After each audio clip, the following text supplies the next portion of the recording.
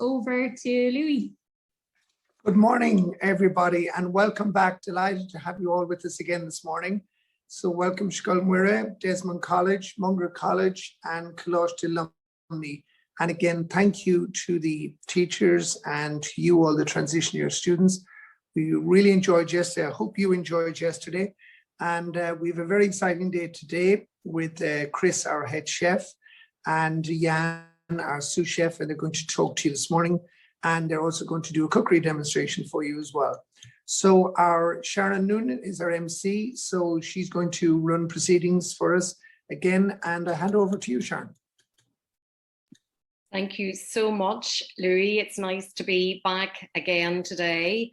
I hope you all enjoyed yesterday. And look, if you have questions from yesterday that you maybe didn't get a chance to ask or you didn't think about yesterday, please feel free to put them into the chat today, and we can go back to Louie and ask them. And I know Clodagh is around as well, so if you have anything there that you want to ask her, she can do that. We do have a little treat in store for the person that asks the most interesting, innovative, funny question. And I'll tell you a bit more about the prize whenever I'm talking to Chris, the head chef. As Louie said, today we're going to meet Chris Starr, who is the head chef at the Dunraven, but also Jan Bina, who is his sous chef, so his right-hand man. And before we do that, Sarah in the Shannon Hotel, or the Shannon College of Hotel Management, has asked me to tell you about tonight. There is an open evening online at 6:30, and what we might do, Sarah, is ask you to put the link to that in the chat, so that if there's any of the students here today would like to pop online and get even more information and more insight into what happens at the college, they can do that.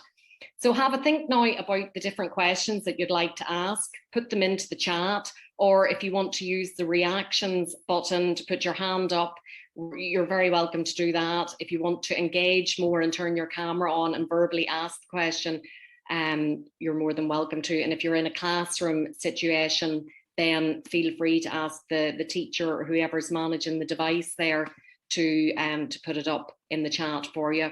So I'm just going to put Jan and also Chris Starr onto the screen for you so that you can all see them. So I'm going to start with you, Chris. You're the head chef in the Dunraven.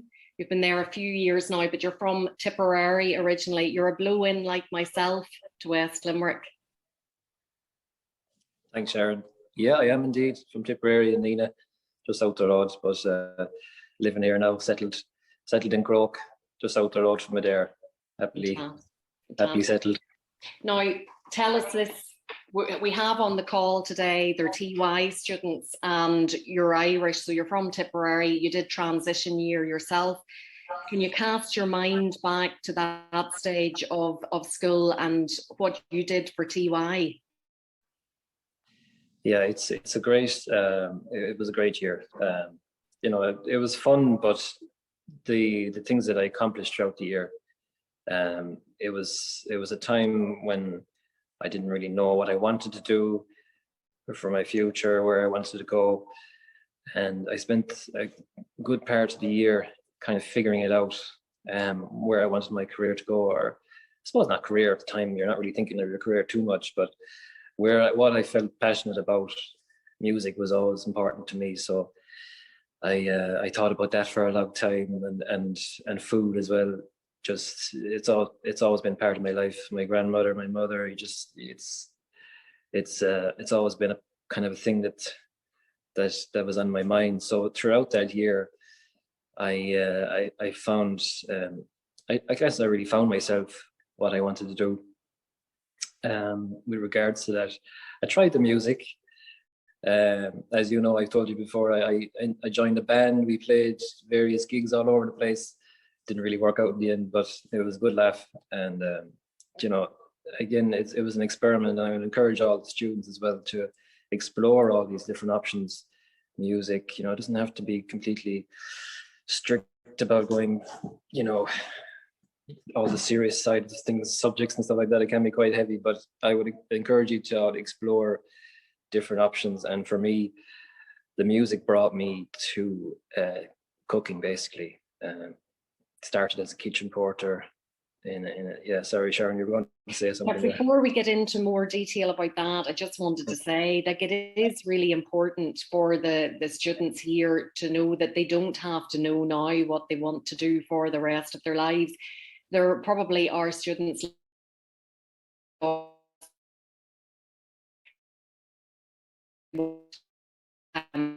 brilliant, and they're so lucky that they know what their vocation in life is. But like yourself, I hadn't a clue at that age what I wanted to do. And I think the best way to figure out what's going to make you happy in life is by trying lots of different things. And I love hearing you talk about the music, because recently Nevin Maguire, the chef Nevin Maguire, that I'm sure everybody here has heard of, he's from Cavan.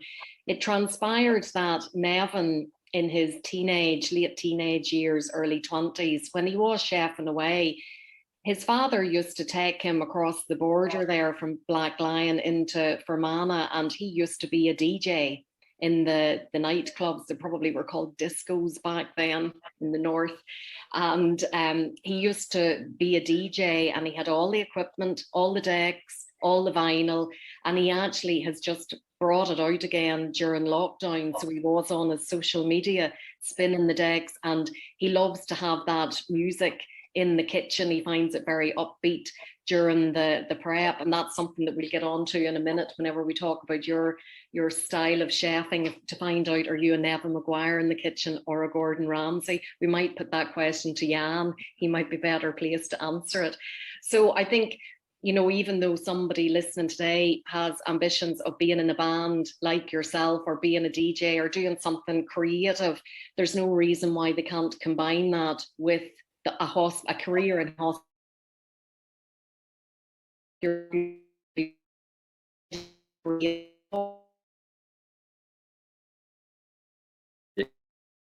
Person who likes to be creative and who likes to think outside the box, because some of the best chefs out there are those people, the creative types that they'll go to bed thinking about it and wake up in the morning. It's the first thing they think about, and it's a great kind of a great thing to explore. Don't deny yourself that opportunity to explore these options of a creative, and a number of chefs creative life that I've come across over the years would be very good at art. They might paint in their spare time, and you can see that transferred to the plate of food that they present. It's like a work of art sometimes, the way they plate up. Absolutely, it's crucial. You know, it's the last thing you do before it leaves the kitchen and it goes to the guest. It's dress your plate and arrange it nicely. And there's some cracking guys that can do it, and they would be very talented at art. And again, that's the creative side coming through. So you can express yourself on every dish you do, and it's great for me as well to do that. I feel satisfied at the end of my day, even though it's been a long day or whatever. I feel fulfilled that I've been able to do it. So you told us there that you went down to Cork and you were working in a kitchen in Cork, a bit like Louie told us yesterday about starting at the pot wash in the hotel. You started at the kitchen sink, literally in the restaurant or the bar. Tell us a bit about that, starting out there as the KP, the kitchen porter, isn't that it? KP, yeah. I think everybody should start there, you know, to do your time. Mr. Murphy was talking about it yesterday to you guys. It's a great way to introduce yourself into the atmosphere of the kitchen, and that's what I got. I did my time just washing a few pots, listening to what was going on in the kitchen, smelling what was going on in the kitchen. It really attracted me and then I started cooking. I asked the head chef, look, I'd love to start cooking, and he was great to let me do it. And once I started doing it, it was it. You know, I was hooked. I felt for the first time really that this was me. You know, this is what I was going to do for the rest of my life. So yeah, the kitchen porter you know, they can have a tough job sometime, but you have to treat them with respect, because that's where we all start, really, you know, from the bottom. So the way you're describing that, it certainly sounds like it was a vocation, that you had a light bulb moment and you really felt this is where I belong and this is what I want to do for the rest of my life. Yeah, absolutely. I remember I was in Washroom one day. It was a really hard day, and washing pots, and the chef made me a lovely pasta dish. There was goat's cheese in it. There was pine nuts, spinach. There was a few fresh tomatoes. It was just so simple, and just when I tasted this goat's cheese dish, a light bulb went off my head. It was like as you say, a religious experience, and it was that moment when I said, "Like, this is for me. This is what I want. This is where I feel good." Wow. Yeah. And then your next step was you went to New Zealand. So you can demonstrate to us then the great travel opportunities that are there as a chef. It would take you all around the world. Absolutely. It's one of the best careers for us, you know. You can, and I would suggest everybody do it, even if you're not in the hospitality business. Do it before you settle down. Go and travel. And I went to New Zealand, went to the other side of the world, and worked there for a year. Learned their cuisine, not too dissimilar from our own type of cuisine here, but they're just the nicest people. Great friends there still, and I learned a lot from them. More about what's important in life. You know, the job can be tough. Job can be sometimes stressful, but you know, I learned a lot from working there, and the people there. They're more chilled out. It's about you know, being happy at the end of the day, and I think I've brought those kind of learnings back to Ireland, back to my own kitchen, and of course I get it from my own boss as well. Here, he's all about that. You know, just you have to enjoy your job. And I learned that a lot, more than anything else, from New Zealand. Well, unfortunately, the job of being a chef has maybe come under fire or has been shown quite negatively because of the likes of Gordon Ramsay on TV. I mean, I can't imagine working for somebody like that with that temperament. And then Nevin Maguire is in complete contrast to him. Do you think over the years that there has been great change in kitchen environments? Like you yourself, you talked about working in Cork and New Zealand. Was there big differences between the treatment of people in the kitchens? And I think now I think everybody has calmed down now and realised, look, it's much better just to be calm and to be respectful to everybody, regardless of what work environment you find yourself in. Yeah, absolutely. You perform better when you're calm. Perform better when you have a clear mind, when your heart isn't racing, when you're stressed out, when this negative energy affects your performance. And we know this now.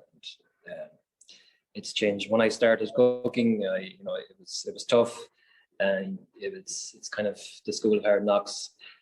But definitely, I can see it in especially in the top hotels around the country and restaurants. They know how to train their staff now. They know how to treat them. You know, at the end of the day, you leave the kitchen and your friends, you leave the kitchen and you know, you go for a run together, or you go for coffee together. It's the way it is, and we all know it now, and it's definitely the situation here. I'm friends with all my guys, and they're friends with me, and we meet up afterwards, and you know, I never leave the kitchen in the evening without making sure that everybody is happy.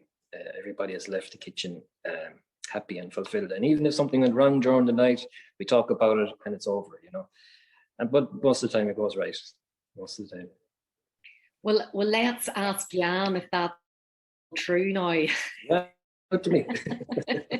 It is true. Like, Chris is amazing, and he's treating us very respectful, and he can yell to us sometimes. Yeah, Jan, he definitely comes across very calm, very softly spoken. So you can confirm he is a Nevin Maguire in the kitchen, and definitely not a Gordon Ramsay. Oh, definitely not. Like, when Chris is explaining something to us, or something like that. Now, you're from the Czech Republic, so you must tell us a bit about your story into the world of being a chef. because they don't do transition year in the Czech Republic in the same way as they do in Ireland. So the students here are very lucky that they get that opportunity in normal times. So if you go back to school, tell us a bit about being in school and what work experience you got in the hospitality industry. So basically, like, our schools are completely different. Like, in 15 years old, you need to know what you want to do in life. So I already know I want to be chef, and I was 6. So I choose the hotel management in Prague, in Poděbrady. It's the lovely city near the Prague. And our school is sending us every year for the whole summer for the practical trainings in one of the best hotels in Czech Republic. So first year, for example, I was in the Hilton Prague. Second year, I was in the Marriott. And third year, it was a bit different for me. I choose go for whole year in the America, study there, the Culinary Institute. And it was one of the best years in my life so far. It was amazing college there, learned a lot of that from different kitchens and different chefs and different teachers. And fourth year, I end up here, like in Ireland, and best thing, whatever I can do. And why did you decide to come to Ireland? What inspired you to come to Ireland? Basically, it was my host family in America. The host family where I lived whole year, they had Irish roots, and my host mother always talking about Ireland. She was cooking the Irish cuisine every day, and it was, so I say like, oh, I need to go to Ireland to spend there minimum like few years to see and explore the people around and like the nature especially.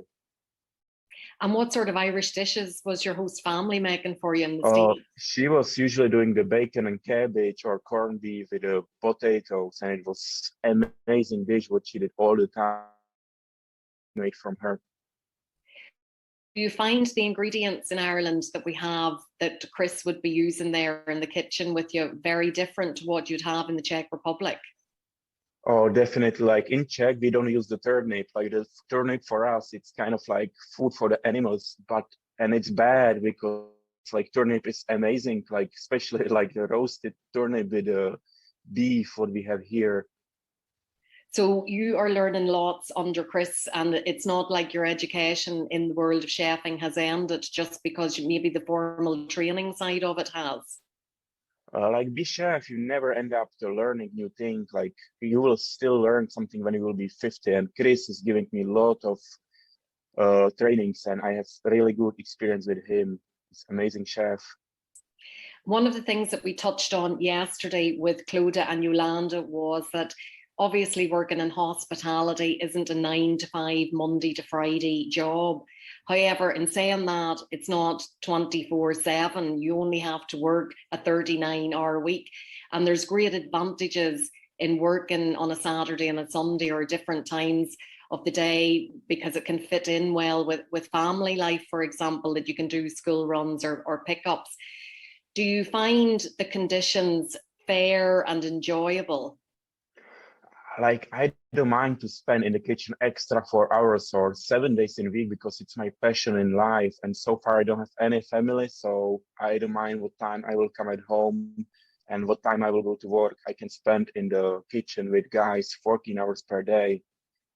But like it's very hard to work in the kitchen industry, or definitely like hotel industry because it's long shifts. It's not like just 8 hours. You need to stay 2 hours extra to make sure everything is perfect for other day. So it's kind of difficult.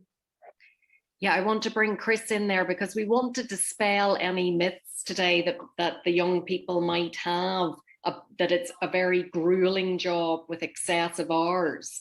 That's not the way it works. It's not like it's enjoy. Yeah, sorry, Chris. You're okay, Jan. No, it's true. When you're young like Jan and you're not married, or you've got all this time, he's got passion to burn. So he loves being in here, and he loves doing those hours that he's talking about because it's his passion. But for someone like myself who's married and has children, and it's not a 60-hour weeks. Like we do the 39 hours. The extra hours you do, it's for yourself, it's for your passion. So it suits because, you'd finish, around 3 o'clock, you'd go and pick up the kids, bring them home, have dinner with them, make them dinner, have a little nap, go back into work, for the evening service.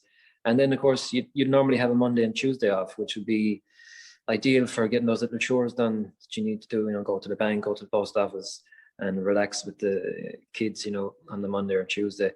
And the odd Sunday we take off as well, which is great. But it's not, especially in the good hotels and restaurants like this one, we're not doing those crazy hours if we don't want to do them. It's really suitable for me, anyway, definitely.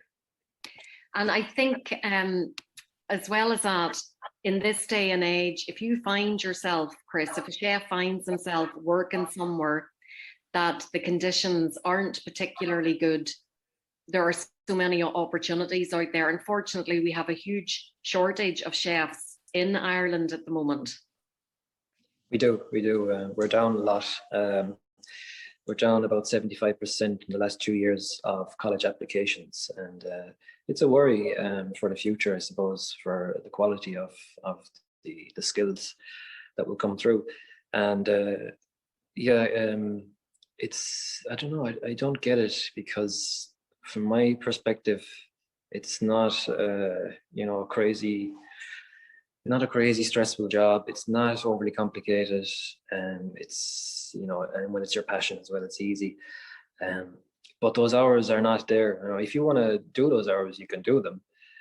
But for, the good establishments, they won't abuse this. Then you can't abuse the situation anymore. There's so many laws now, working laws, that you can't, and people have been called out on it, on the excessive hours, which aren't the case here, for sure. Well, we have a question in, the first question, hopefully of many that are going to come in today, because we have a lovely prize for you, and I'm going to show you what that prize is in a minute after I ask this question. And I'm going to put it to Chris first and then to you, Jan. And it's a question from Lauren in Desmond College. And Lauren wants to know, what is your favourite meal to cook? So I think there's maybe two answers to that. What's your favourite meal to cook in the hotel environment for guests? And then what's your favourite meal to cook at home? In the hotel, I think my favourite meal is, there's a fish called a brill. It's a flat fish, similar to plaice, similar to sole. And it is one of the nicest fishes you can get. And the fish that we get here is fresh all the time. It comes fresh from Dunraven in County Clare on the west coast of Ireland. And brill for me is one of the nicest fishes you can have.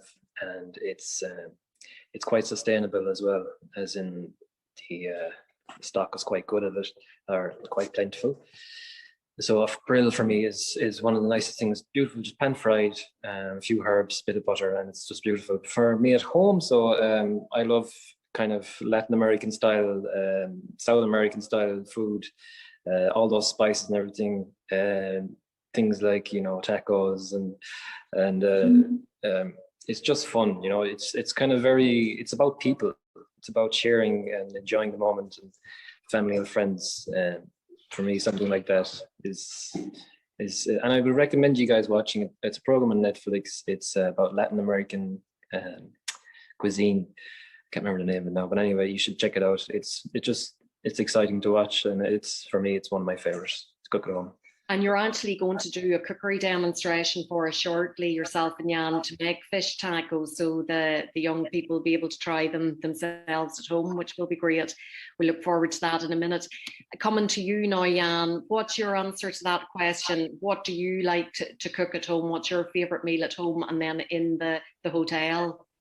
Like at the home, I usually cooking anything what I have in the mind. But in the usually I doing some typical Czech dishes for my housemate who I live with. So, for example, it's svíčková. It's basically cooked beef with a cream sauce and dumplings. That sounds lovely.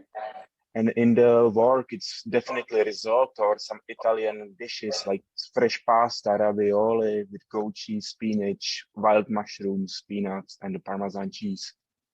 our mouths are watering now, and I'm going to make them water a bit more for our audience today by showing them what they can win if they put a good question there for us.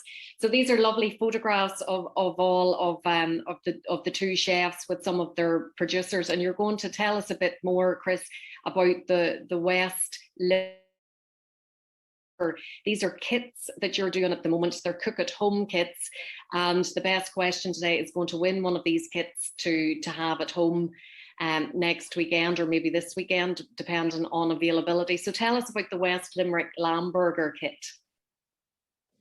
Thanks. Yeah, the West Limerick Lamb Burger, it's kind of an idea I came up with, I suppose, in lockdown. How can I get a dish out to people that's easily accessible and is most importantly promoting local businesses, local producers? So we came up with an idea of putting it together. So you'll see the board there, there's a type of cheese on it. That's a local cheese in Newcastle West. It's Cahill's cheese. And then there's wild garlic there, grows in Curragh Chase. It's a wild herb. We put we have a lovely spiced tomato chutney with it. And there's our brioche buns as well. We make them in-house. The bacon is Caroline Reganey's bacon in Curragh Chase. Again, she's a super producer of pork products. And then the lamb mince is a grass-fed lamb burger. So it's a local as well, West Limerick. So we put the idea together. We pitched it to my boss here, and he was delighted to go for it. So we have a few options. We have the beef burger, we do the venison burger, and then the lamb burger, of course, is the one we're focusing on today. But for me, it's my favorite. You can taste the terroir of the area as you eat.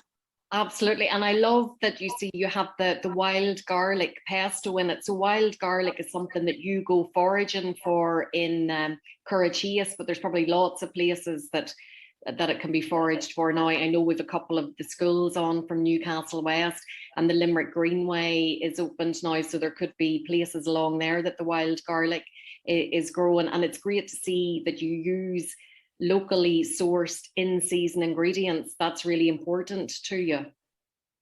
It's crucial, especially now more than ever after the struggles of the last year. I would encourage all of us to do it.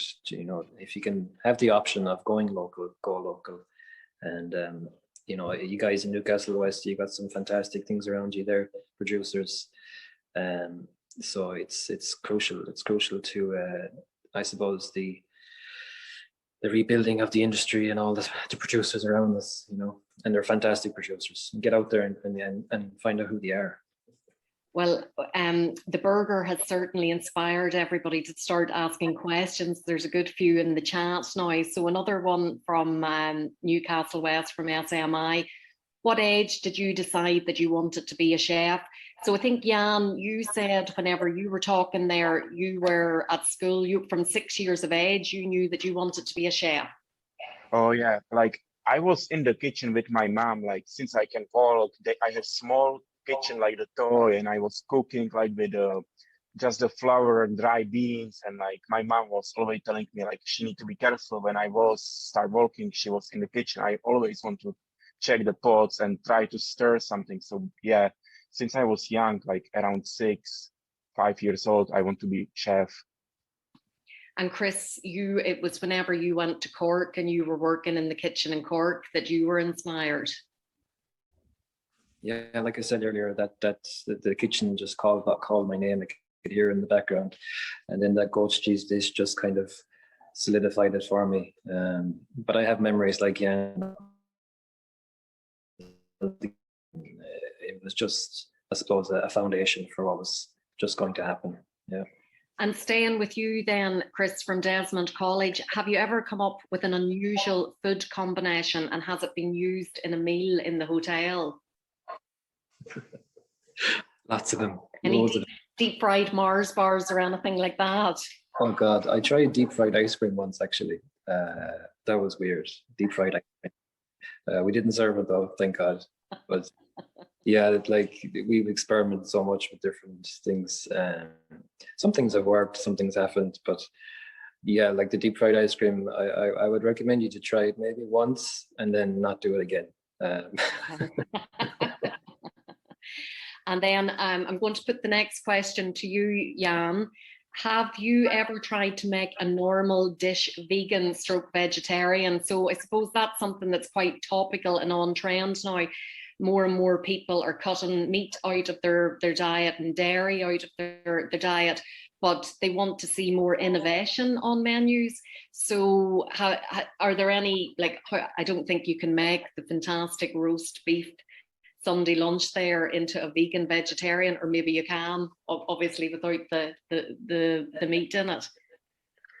Like you say, yeah, the beef is beef, but like the vegetarian vegans are now the more important guests, because yeah, like I do few vegetarian dishes usually during the week. I try to cut off the meat like just 2 times, 3 times per week.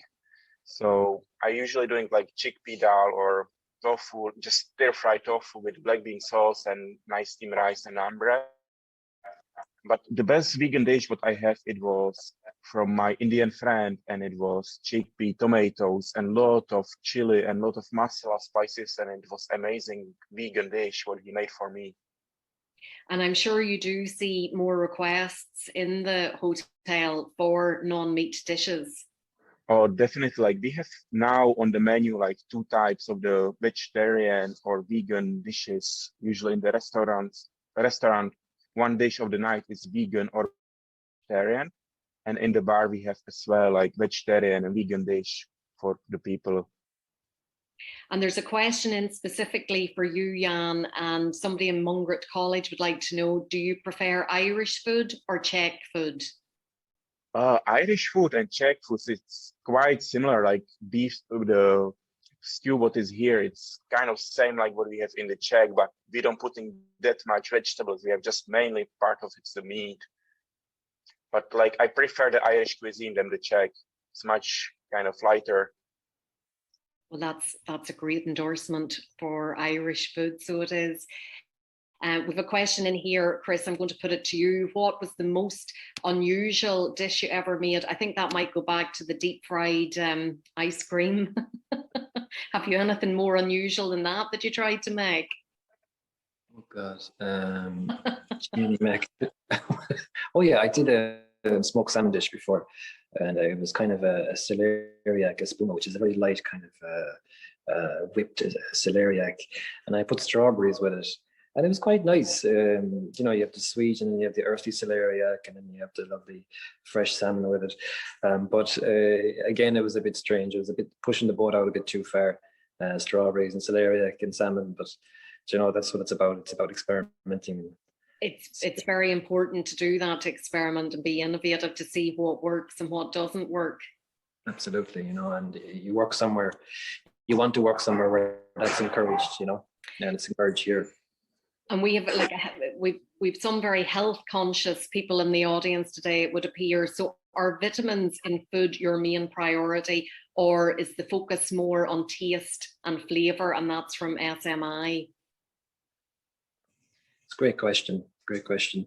For me, when I started off, it was all about flavor. It was about, you know, I suppose trying to get that flavor, you know, do whatever you can. Overcook the spinach if you need to get what you need to do, but you're going to lose your vitamin, your nutritional value when you overcook food like broccoli or whatever.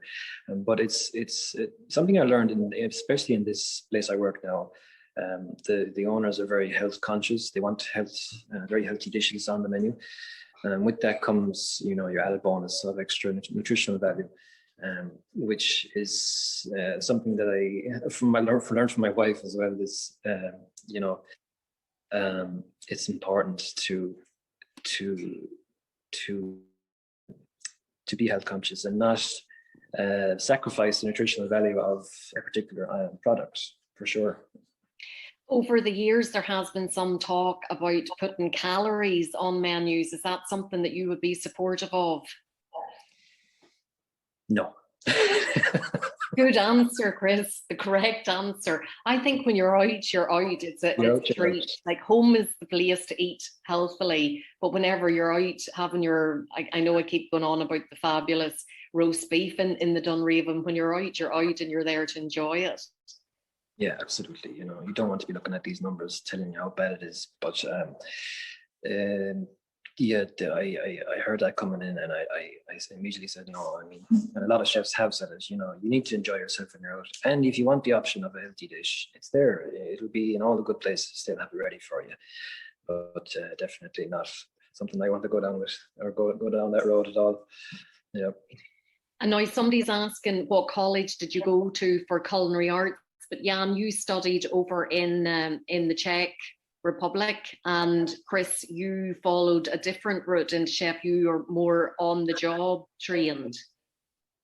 Yeah, so on the job, exactly. CIT in Cork, I think it's known as MTU now, but so I did the intensive course, which was 3 days a week, and then I did actually 3 days in work. So I had the 1 day off, but that was my choice. I wanted to get it done within the year, but you can go down the route of doing 1 day a week in college, and you work the rest of the week 4 days.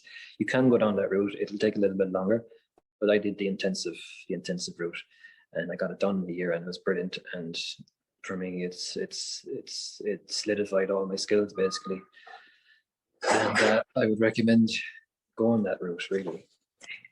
Now we're going to run out of time with the questions, and what I might do is get Sarah from Shannon College to talk about being a chef, the kind of formal training that's there while you're getting set up for your cookery demonstration. But before that, just a couple more questions. A great one from Desmond College. Do you look up to any celebrity chefs? I'll put that to you first, Chris. I do. Many great chefs over the years. But for me, I'm going to mention the guy that you mentioned earlier, the fellow musician, Nevin Maguire, because of his obviously his great skill, but his personality and his it's his nice warm personality, and he's a lovely guy. I've met him once or twice, and he's a super guy. So I would give my vote for Nevin. And with Nevin, whenever Nevin was at school, he was the only boy in his school that did home economics. I'm sure there's more boys doing it now, but you know, that was obviously, Nevin's in his 40s now, so that was over 20 years ago. So I think that was probably quite brave of him to do that. But again, like Jan, he always knew from an early age that that's what he wanted to do. So Jan, I'll put the next question to you, and then I'm going to finish off with one great question for the two of you that's down here. So we won't ask you for any more questions in the chat now, but if you want to come back tomorrow and you have something burning that you want to ask, we'll get that off you. And thanks a million for all those fantastic questions. So Jan, question to you: what's your first and the proudest dish that you've ever made? So what's the first dish you ever made back when you were 6 years of age in the kitchen with your family members? Geez, I think it was just basic pancakes or some soup, that's all, because I was still young and my mom didn't want me burn myself. But yeah, it was, I think, pancakes with just homemade jam and whipped cream. And what dish have you made that you've been the most proud of? I think it was the goat cheese risotto last year when we was attending to the Chef of the Year of the Ireland, and it helped us to win it. Fabulous. That sounds delicious. I'll have to keep an eye out for that on the menu the next time that I'm in the Dunraven. And Chris, can you remember, you talked about your pasta dish. I think there's a lot of goat's cheese being mentioned today. It's obviously a very popular ingredient.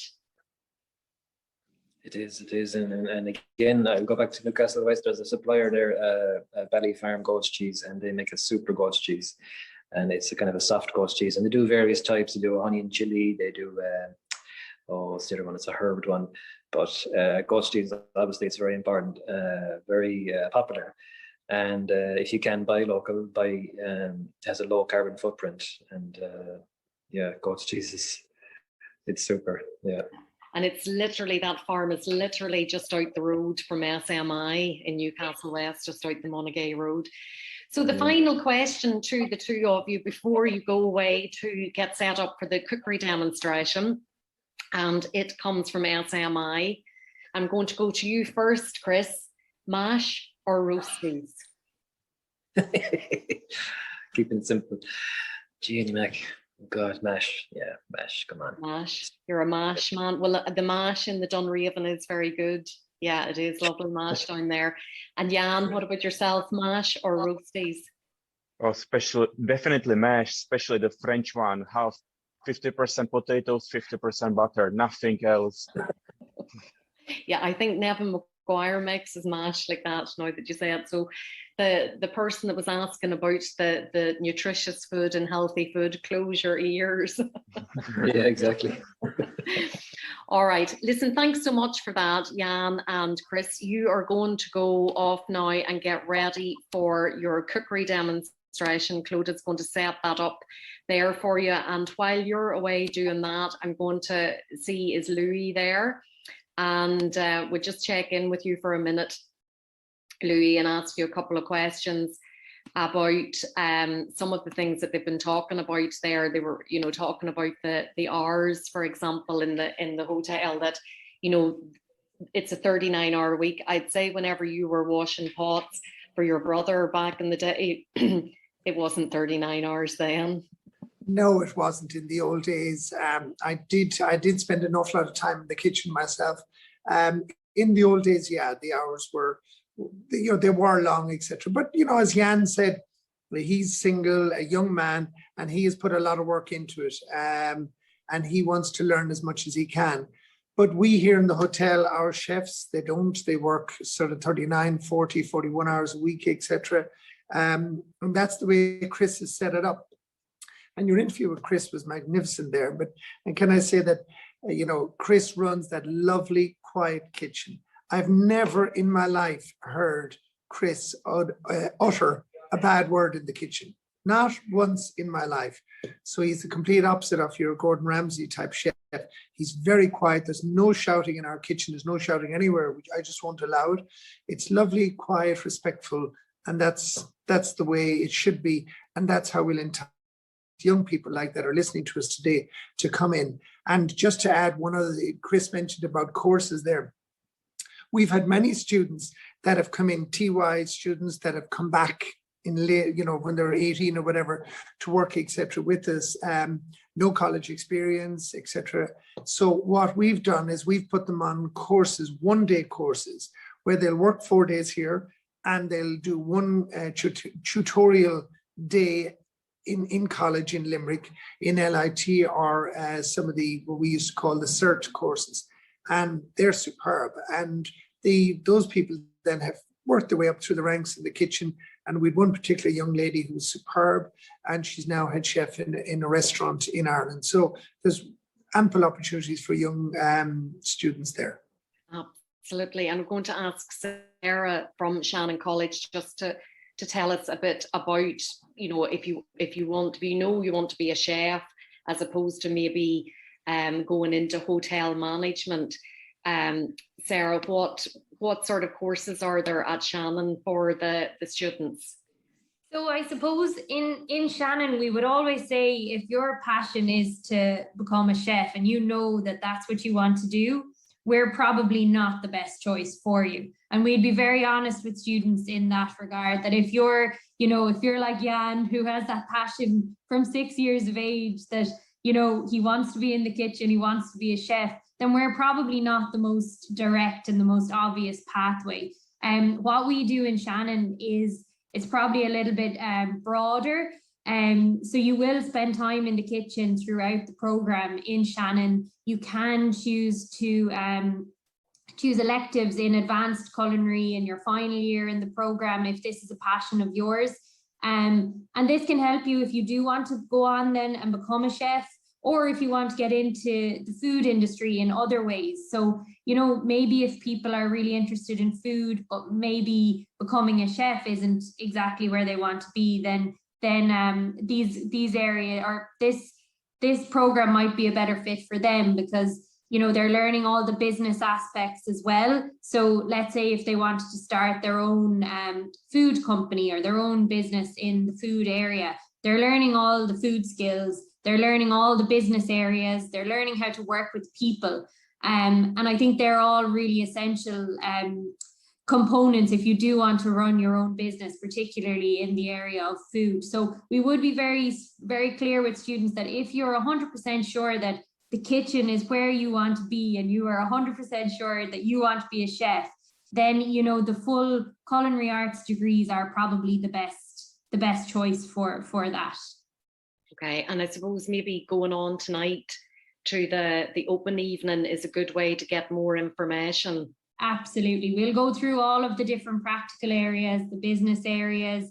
We'll have students from the college on. We've a parent on as well this evening. So to give a kind of a parent's perspective on sending your son or daughter to come to Shannon. So so it's a great place to just learn about what happens in Shannon and what we do in the college. Okay, well listen, thanks for that. And you're going to talk a bit more about that now tomorrow, Sarah. Yes, absolutely. Okay, we'll go over to the demo kitchen now, I suppose, and we're going to get those fish tacos on the go. And I wonder now, did anybody try Clodagh's lovely cocktail last night? If you did, you might put that into the chat and tell us, did it work out for you and did you enjoy it? So we're in the demo kitchen now. Jan and Chris are there, and Chris, just tell us the name of the dish. Hi guys, sorry. So we're doing 3 types of tacos today. So tacos are the tortilla shells that you can make at home. You can buy them in the shop. And we're going to do 3 types. We're going to do a fish one, we're going to do a chicken one, and we're going to do a vegetarian one for all those vegetarians that were asking questions earlier. So what I have here is, this is haddock. Beautiful white, normally it's white, but it's covered in spices now. And what we have is we've put into a marinade. There's smoked paprika, there's oregano, there's cumin, coriander, salt, black pepper, and just marinated for about 15 minutes. That's enough time to marinate it. So what I've done is I've put it on the pan here. I have a nice hot pan ready to go, and my haddock is on there cooking on the pan, okay? After about 1.5 minutes, I'll flip it over, let it cook for a little bit longer, and then leave it rest. So that's the haddock there, okay? While that's cooking, I'm going to hand you over to Jan, and he's going to show you the red slaw that goes with the fish. Perfect, guys.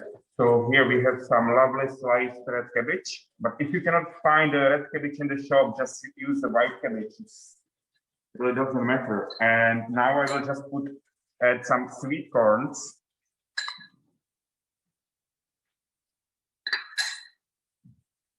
Bit of the chili for the kick. Some lovely chopped coriander leaves. Salt and pepper. Seasoning is so important, Jan, whenever it comes to cooking. The seasoning is so important, and to get the seasoning right. Oh, definitely. Always in the kitchen, it's important to taste everything. Like taste. If you don't taste it, you don't know what the flavor has it. So, and I will finish it with touch of bit lime as well. And I might tell you a quick story about Newcastle West and coleslaw whenever you're making that. We had a chef that came to work in Newcastle West a few years ago, and I was talking to him one day and he said to me, "What's the story with coleslaw in Newcastle West? They're mad for coleslaw. They want it with everything on the side." It's a very popular accompaniment, so it is. I don't know if it's as popular in Adare, but it's very popular in Newcastle West. Yeah, I love it. So guys, here is your red cabbage slaw, and I will leave it to rest for a few minutes to infuse all the flavors in the cabbage, and I will handle you to Chris, and he will finish the tacos, the fish tacos.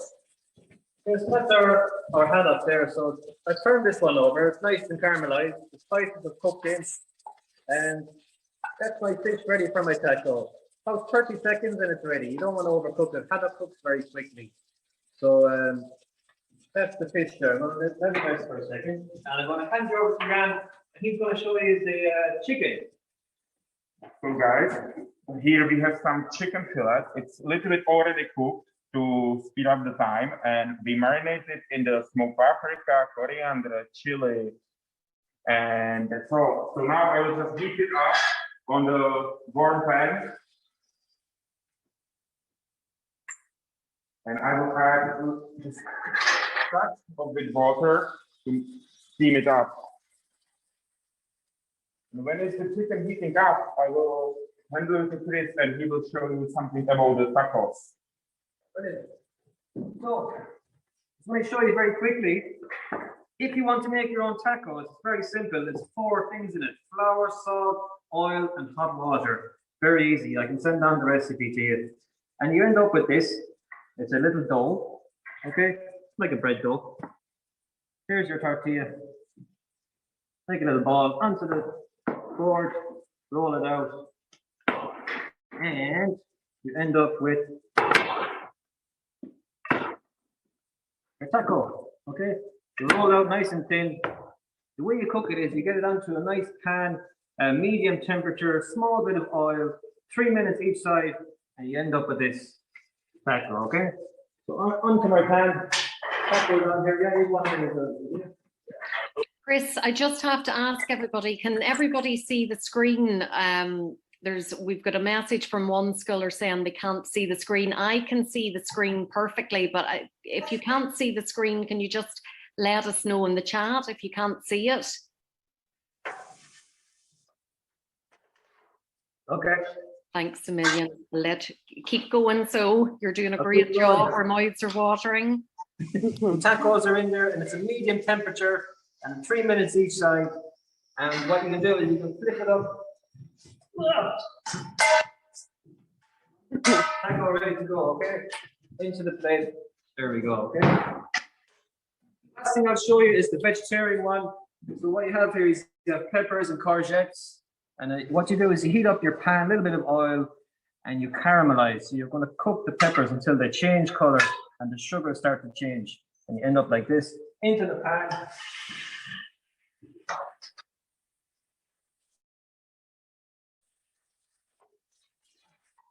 And you end up with this. Very simple.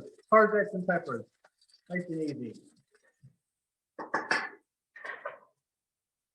What we do now is we'll actually start the plate up. So, you put your tacos on your plate. I'm going to start with the vegetarian one, courgettes and peppers. And yeah, Yes, sir. you want to garnish the vegetarian tacos? Yeah. So for the garnish for vegetarian tacos, we have some pomegranate apple. You can get it in any shop. And just to get the seeds away, you will gently hit the half of the pomegranate apple with a spoon. And it's a bit tough, but it's going away. The seeds are.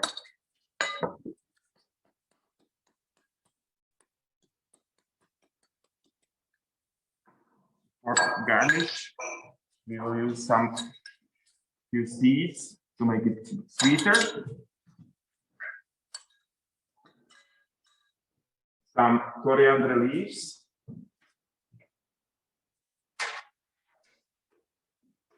Few tomatoes.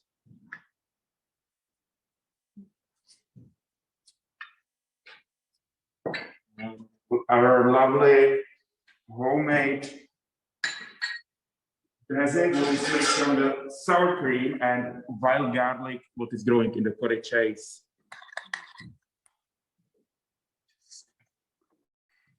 Do it.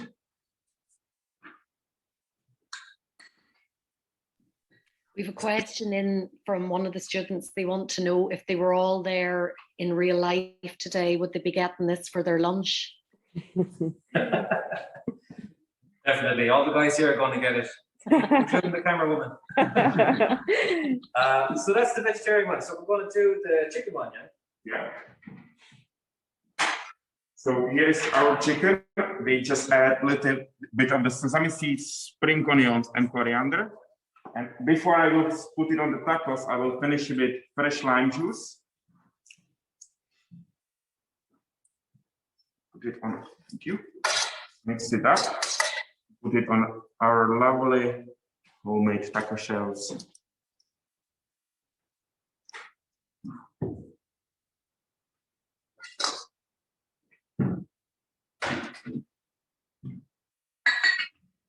So, sorry, go ahead. Yeah. No. we'll finish off our chicken. Again, a few tomatoes. And let's got some beetroot. Some golden yellow beetroot.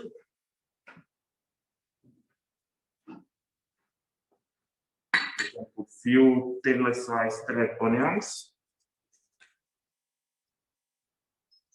Again, if you don't like onions, you can skip them. And few cucumbers. And for butter cake, we will put fresh chilies on the top. I love the spices, so I love put a lot of chili on my tacos. And on the end, just finish it with sour cream. That's brilliant. Thanks, yeah. And then the last one then is our fish taco. So you just place it onto your taco like that. And do you want to grab your red slaw, yeah? And Yeah. just put it inside it. Oh, off you go. So here is our red cabbage slaw what we made earlier. And we'll just put it level next to the fish.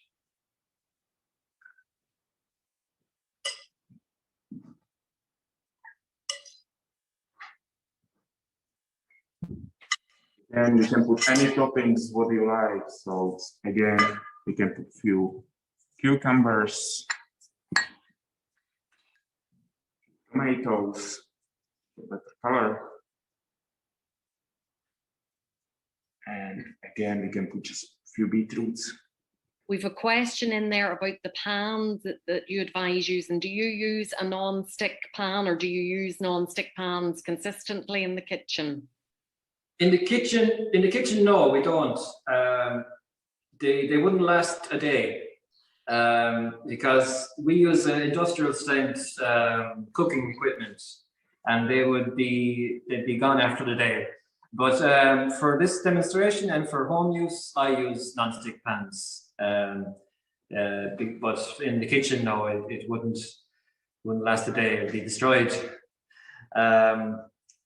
So that's the chicken taco. So this is what it's all about for me. This is my favorite type of food. Colors, healthy, fresh, spicy, nice squeeze of lime on it. And this for me, it's what it's all about. You might be asking yourself, where's the avocado? Why is there no avocado on my taco? Well, we're trying to be more sustainable in this hotel. And avocados, unfortunately, have a high carbon footprint. And there's a bit of controversy at the moment. It's also known as green gold. So we're trying to be more sustainable moving forward. So unfortunately, I'm not going to put avocado on it because I want to do things right, and we have to do things right here. The other thing again is local producers. So we have a cheese here. This is the one in Newcastle West, Cattle's cheese. There's a wax around it. It preserves it. They age it for 2 years, and this cheese is super. And we put some on our chicken tacos. So again, which one is your favorite, Chris? Somebody wants to know which one is your favorite. Oh, the fish. The fish. Definitely. Haddock is a super fish, and again, it will be quite sustainable with regards to fishing quotas and things like that. So we are doing our best. I mean, we've sacrificed avocados for God's sake, and there's going to be war over it, but it's the right thing to do to move forward. We're I'm sorry to rush you now, but we are out of time. It's 2 minutes to go. So the one thing that we have to do now is, fortunately, all of you are going to get to enjoy that lovely grub. The rest of us aren't, but one person is going to win the burger kit. So I have a short list of three questions for you to decide which one is the best question. The first one in the short list is what is the most unusual food combination that you've ever met? The second one is about the healthy eating and using the vitamins, or being mindful of the vitamins and the nutrition side of the dishes. And then the final one is the mash or roasties. So which question do you think deserves the burger kit? I know it's a tough one. It's a tough one. All great questions. They were fantastic questions, I have to say. Really impressed with all the questions, and they're still coming in, so apologies that we can't get to them all. I think I'm going to go with the nutritional value. I think we all need to be thinking about it and not sacrificing our food for, just for taste. So well done, well done. Well, look, Sarah, if you can find out the details of who the person is so that we can arrange for them to come and collect their burger kit and let them know when it's going to be available to them, that would be great. I'm going to ask Louie just to conclude proceedings now. And thanks a million to everybody. Fantastic questions. A great cookery demonstration there that I certainly enjoyed, and I would love you to come back tomorrow with maybe photographs of having made it at home, but I do appreciate that not everybody has all those ingredients in the kitchen, so maybe even just the mocktail that Clodagh made yesterday. So Louie, if you are available, we might get you just to close proceedings. Absolutely, that was fantastic. I really enjoyed that. And to all the students out there, don't be afraid of what you saw. They really are very easy to do. And if you want to get brownie points now, try it and do it at home this weekend for your mum, dad, for your family, etc. You'll have great fun doing it. So thank you to everybody today. And thank you all the transition year students for joining. Tomorrow we have another very exciting module tomorrow. So we do hope you'll stay with us tomorrow. And also thank you to the teachers and to all our own team here, Chris and Jan and Clodagh for doing the camera work. So, and finally, Sharon, thank you again. You're very welcome. I look forward to being back tomorrow, and I think it's going to be another great session with Hugh, who is your co-owner there in the hotel, and he has had a very exciting career that spans the globe: rugby, golf, Argentina. There's going to be lots of stories there, celebrities and everything, so definitely the group will enjoy that as well, and I look forward to being back tomorrow at 12 o'clock. Thanks a million, everybody. We'll see you then. Thank you. Bye. Thank you. Okay.